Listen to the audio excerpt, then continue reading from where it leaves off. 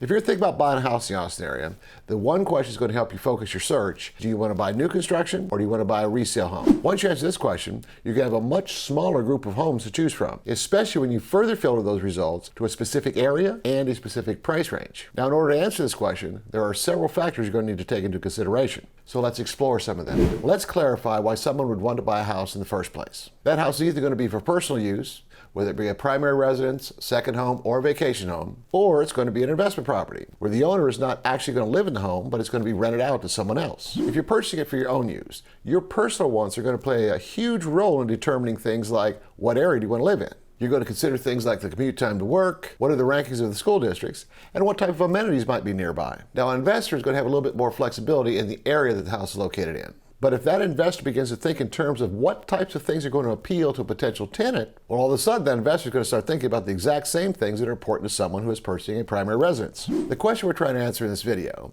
is, do you want to buy a resale home or new construction? And to clarify, a resale home is one that someone else has lived in. So in other words, you're going to be purchasing from an individual. With new construction, of course, you're going to be purchasing the home from the builder. Now, the biggest difference between these two types of sellers is that that builder is not emotionally attached to the house.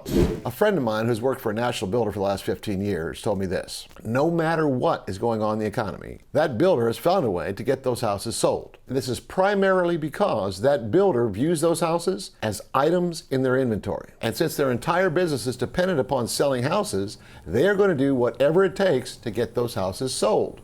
Now, when it comes time for an individual to sell their house, though, they can sometimes be resistant to changing market conditions, especially when home values are lower than what they think they should be. There are countless examples of this in today's market, where a house might sit on the market for 6, 9, or 12 months, but as soon as the price is adjusted to what the market thinks that house is worth, boom, it sells within a matter of days.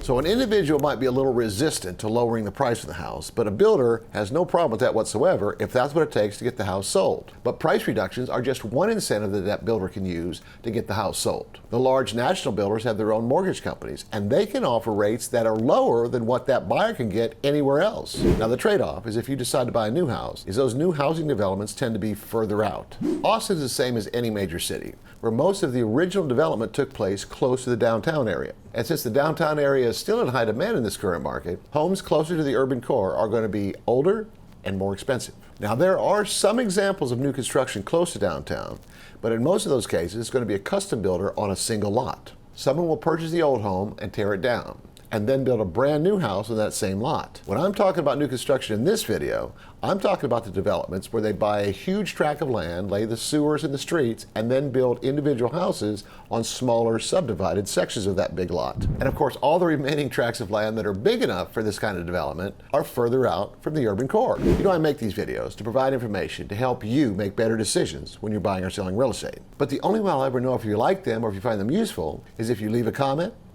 like the video, or subscribe to my channel. Also, if you think about buying or selling real estate here in the Austin area, I would love to help you out. Shoot me a text or an email, or schedule a phone call on the YouTube channel page. But enough about that. Let's talk now about some of the complexities in this current market regarding mortgage rates and home prices. When mortgage rates first started going up about a year ago, a lot of home buyers either paused their home search or got out of the market completely. Home builders thought this initial drop in buyer demand was only going to be temporary, so they kept building as if nothing else had changed. Months went by and the buyers were still cautious. So these home builders started to have more and more unsold homes in their inventory. So they started reducing prices and offering incentives, hoping to get more buyers to buy the houses. This helped a little bit. But today, these builders still have a lot of unsold homes in their inventory. They don't currently release these homes for sale until they're either complete or very close to complete, so their websites typically only show 1 or 2 homes available in each of their floor plans. And these builders are also very welcoming to investors today. Now, in a market where prices are coming down, like we've seen over these last several months, the first question that everybody starts asking is, how much more are those prices going to come down? Nobody would buy a home if they knew that the price was going to come down the next 6 to 12 months. So if you're trying to figure out whether now is a good time to buy, the answer to that question is going to depend upon what you think is coming next. If you think prices have settled and the majority of buyers are still waiting on the sidelines, and you recognize that current builder incentives make it very attractive to buy right now, if that's your perception, then yes, now is probably a good time to buy. On the other hand, If you think that after going through all these adjustments that we've seen over this past year, the result is this is all going to lead to a recession or some kind of housing crash, if that's what you think is coming, then yes, you're probably going to be cautious and you probably are going to want to wait. The problem with that kind of thinking is this crash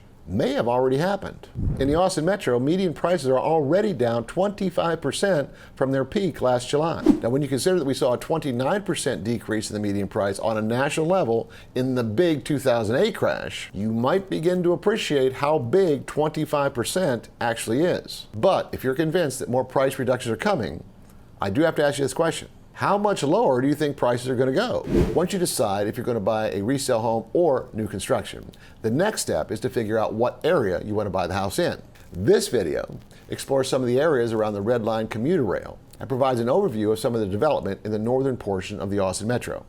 And don't forget to subscribe to my channel and ring the bell. That way you'll get a notification every time I post a new video.